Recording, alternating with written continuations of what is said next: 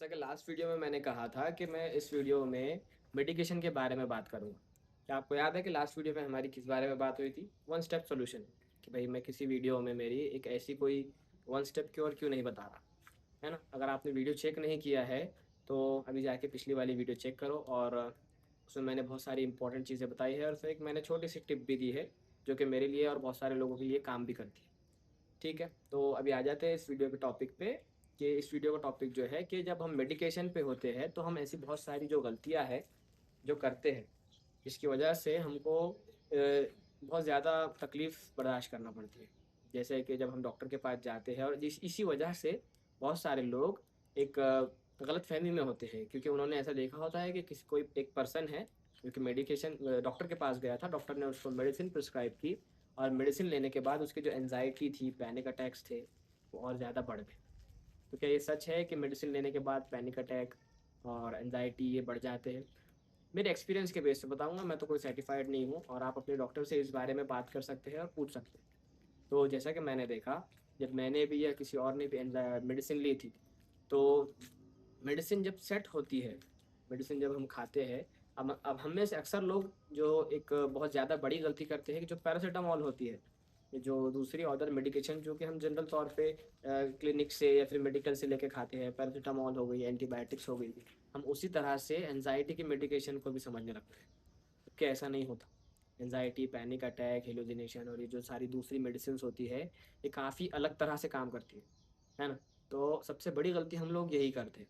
हम जैसे समझते हैं कि पैरासिटामॉल खाए 2 घंटे, 1 घंटे के बाद जब वो डाइजेस्ट हो गई, डाइजेस्ट होने के बाद हमारा मसल पेन या जो भी पेन है, उसमें हमको बहुत ज़्यादा रिलीफ़ मिलेगा या वो अच्छा है ठीक हो जाएगा। जब हम एंटीबायोटिक लेंगे एक सर्टेन टाइम का कोर्स रहेगा, 1 हफ़्ता, 3 दिन या जो भी डॉक्टर प्रिस्क्राइब करेंगे उसके हिसाब से और हमारी जो जो बीमारी है, जिस तरह का इन्फेक्शन है, वो अच्छा हो जाता है और वो छोड़ने के बाद मेडिसिन छोड़ने के बाद हम बिल्कुल नॉर्मल हो जाते हैं। या फिर हम कभी-कभी ऐसा भी करते हैं कि डॉक्टर अगर हमको 3 दिन या 10 दिन की मेडिसिन देता है, नॉर्मल बीमारी में, फ़ीवर, इन्फेक्शन, वायरल इन्फेक्शन में, तो हम 3 दिन खाते हैं, 3 दिन के बाद अच्छा लगने के बाद हम उस मेडिसिन को छोड़ देते हैं और उसके बाद हमें कोई ज़्यादा दिक्कत भी नहीं आती। लेकिन एंग्ज़ायटी और जो डिप्रेशन और पैनिक अटैक होता है, जो ऐसी कॉग्निटिव बिहेवियर वाली जो बीमारियाँ होती है, जो सोच हमारे नेगेटिव थॉट पैटर्न के बेस पे ज़्यादातर होती है, स्ट्रेस होता है, तो मैं आपको ये बताना चाहूँगा कि इसकी जो मेडिसिन होती है, ये इस तरह से काम नहीं करती और आपको ये चीज़ पता होना बहुत-बहुत ज़रूरी है। जैसे कि कुछ लोगों का अपने डॉक्टर से भरोसा उठ जाता है, ट्रस्ट नहीं कर पाते। रीज़न क्या होता है कि उनका मानना ऐसा होता है कि डॉक्टर के पास हम गए थे तकलीफ़ कम करने के लिए, लेकिन जब हम डॉक्टर के पास गए, डॉक्टर ने बात तो अच्छी की लेकिन मेडिसिन जब दी और मेडिसिन लेने के बाद हमारी परेशानी और बढ़ गई। तो मेडिसिन जो होती है, उसके काम करने के लिए, उसके सेट होने के लिए, आपको पूरी तरह से कंट्रोल करने के लिए एक स्टैंडर्ड टाइम होता है मेडिसिन का, है ना? किसी मेडिसिन को पूरा असर करने के लिए 1 महीना लगता है। किसी-किसी मेडिसिन को कोई मेडिसिन शॉर्ट टर्म होती है, कोई मेडिसिन लॉन्ग टर्म होती है। तो कोई मेडिसिन 1 से 2 हफ्ते लेती है, कोई 2 से 4 हफ्ते लेती है और कोई ज़्यादा भी ले सकती है, अपना पूरा असर दिखाने के लिए। तो मैं आपसे यही कहूँगा कि अगर आप मेडिसिन ले रहे हैं, तो पहले अपने डॉक्टर पे भरोसा करें और जो डॉक्टर मेडिसिन दे रहे हैं, जिस तरह से कह रहे हैं, उस तरह से मेडिसिन को लें। और दूसरी सबसे बड़ी गलती लोग ये करते हैं कि कुछ लोगों को अब जैसा कि पहले वाले लोग एक जो ग्रुप मैंने बताया कि मेडिसिन लेने के बाद उनकी तबीयत थोड़ी ज़्यादा अजीब हो जाती है, सेंसिटिव हो जाते हैं, थोड़े ज़्यादा डर लगने लगता है, थोड़े खौफ होने लगता है, जैसा कि मेरे टाइम पे भी मुझे हो रहा था। लेकिन जैसे-जैसे मेडिसिन सेट होते जाती है, जैसे-जैसे अपना काम पूरा असर करते जाती है, वैसे-वैसे ही हम बेटर फ़ील करने लगते हैं। अब एक जो दूसरा ग्रुप आता है, जब वो मेडिसिन लेते हैं तो वो बहुत अच्छा फ़ील करने लगते हैं, हैप्पी लाइफ़, बिल्कुल नॉर्मल, रिलैक्स, सारी प्रॉब्लम्स एक साथ खत्म हो जाना, जैसा होता है वैसा बिल्कुल रिलैक्स हो जाते हैं। बहुत अच्छा फ़ील होता है, नींद भी बराबर टाइम पे होना, डाइजेशन भी अच्छा, खाना भी अच्छा खाना, हर चीज़ बिल्कुल अपने काम पे बिल्कुल अपना टाइम पे जो काम है वो काम पूरा करना। लेकिन फिर उनकी लाइफ़ में एक दिक्कत होने लगती है कि वो खुद से अपनी मेडिसिन बंद कर देते हैं। क्यों? क्योंकि उनको ऐसा फ़ील होता है कि वो अच्छे हो गए हैं, ठीक हो गए हैं। और फिर उसके बाद जब वो मेडिसिन बंद कर देते हैं, तो एक टाइम रहता है मेडिसिन की लाइफ़ का, जितने टाइम वो आपकी बॉडी में रहना है उसने।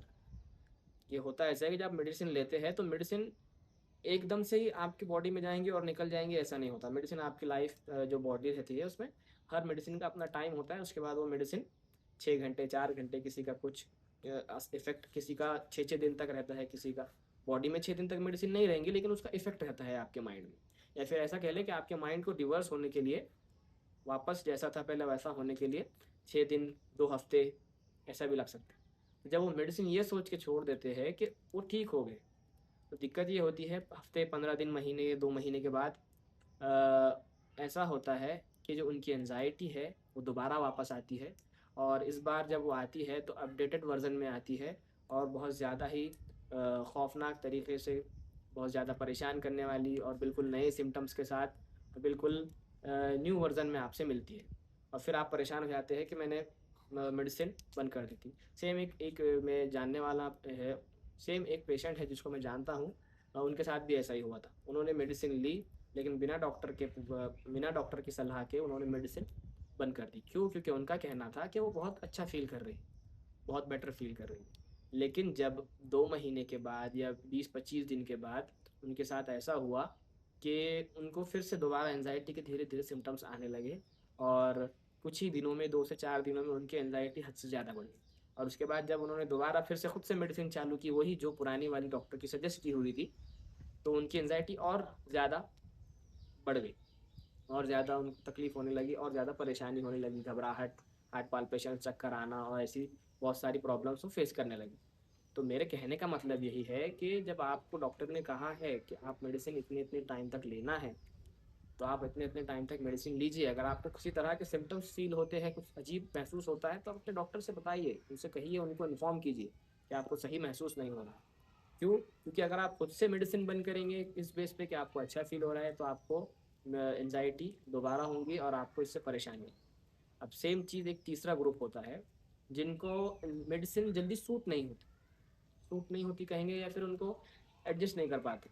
तो मेडिसिन को डॉक्टर से अपने इन्फॉर्म करना होता है कि आपको मेडिसिन सूट नहीं हो रही है, आपको नहीं जम रहा है, इस मेडिसिन पे एडजस्ट नहीं कर पा रहे हैं, अब आपको इससे सिम्टम्स और ज़्यादा ख़राब हो रहे हैं, तो उस हिसाब से डॉक्टर आपके अल्टर करते हैं। हाँ, तो जब डॉक्टर को आप इन्फॉर्म करेंगे कि आपको मेडिसिन सही नहीं लग रही है, इससे आपके सिम्टम्स और ज़्यादा ख़राब हो रहे हैं, बहुत ज़्यादा आपको तकलीफ़ हो रही है, तो आपके डॉक्टर उसके हिसाब से अपनी मेडिसिन अल्टर करते हैं या फिर चेंज करते हैं, जो जो उनको सही लगता है वो करते हैं। तो मैंने आपको तीनों ग्रुप के बारे में बता दिया।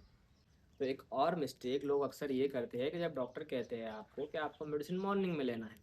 अब एक एग्जांपल अगर मैं दूँ कि कुछ मेडिसिन ऐसी होती है, जब आप फर्स्ट टाइम ले रहे होते हैं उस मेडिसिन को, स्पेशली एसएसआरआई में सेरोटोनिन रीअपटेक की जो मेडिसिन होती है, एंजाइटी वाली, तो उसमें ऐसा होता है कि जब आप मेडिसिन ले रहे होते हो तो आपकी थोड़ी देर के लिए, या फिर कुछ कह लीजिए कि कुछ वक्त के लिए, मेडिसिन सेट होने तक आपको नींद नहीं आती, आपकी नींद बिल्कुल ख़त्म हो जाती है ना? तो इसलिए कुछ डॉक्टर होते हैं जो आपको वो मेडिसिन मॉर्निंग में सजेस्ट करते हैं, ताकि आपको एंग्जायटी जो आपकी है शाम तक थोड़ी सी रिलीफ मिल जाए, और आप जैसे ही रात का टाइम आए तो आप सुकून से सो सकें। लेकिन कुछ लोग जैसे कि मैंने कहा, इस एंग्जायटी वाली जो मेडिसिन होती है, इसको पैरासीटामॉल या फिर एंटीबायोटिक्स की तरह ट्रीट करते हैं। अगर उन्होंने दिन में नहीं लिया तो रात में ले लेंगे, रात में नहीं लिया तो दोपहर में नहीं लिया तो कभी भी। तो उसका टाइमिंग एक जो होता है, मेडिसिन कम ज़्यादा करने से, उसके डोज चेंज करने या मेडिसिन चेंज करने से जैसे इफ़ेक्ट पड़ता है, वैसे ही उसके टाइमिंग से भी इफ़ेक्ट पड़ता है। अगर आपको डॉक्टर ने इवनिंग में कहा है तो आप इवनिंग में लें, आपको डॉक्टर ने मॉर्निंग में कहा है तो आप मॉर्निंग में लें, खाना खाने के बाद कहा है तो खाना खाने के बाद, और खाना खाने के पहले कहा है तो खाना खाने के पहले।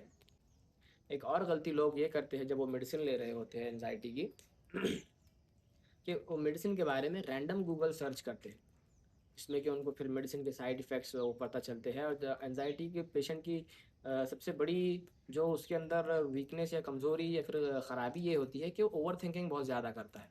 जब उसके वो साइड इफ़ेक्ट्स पड़ने लगते हैं, या फिर किसी तरह से वो मेडिसिन के जो चीज़ उनको नहीं भी थी, तो वो चीज़ फिर वो फ़ील करने लगते हैं, वो सिम्टम्स वो फ़ील करने लगते हैं।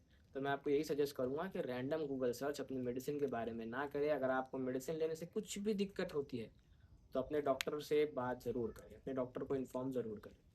तो ठीक है, बस यही कहना चाहूँगा कि अपनी मेडिसिन टाइम पे लीजिए, जैसे डॉक्टर ने बताया है वैसा ही लीजिए, मेडिसिन अल्टर ना करें, मेडिसिन का टाइम जो डॉक्टर ने बताया है वही रखें, और उसके अलावा जो कि मैंने कहा, मेडिसिन के बारे में रैंडम गूगल सर्च बिल्कुल ना करें। अस्सलाम वालेकुम। चैनल को सब्सक्राइब करो, लाइक करो, कमेंट करो, और आपकी जो भी दिक्कत है, तकलीफ़ है, कमेंट में शेयर करो। इंशाल्लाह मैं ज़रूर रिप्लाई करूँगा। और नेक्स्ट वीडियो अभी जाके देखो। अस्सलाम वालेकुम।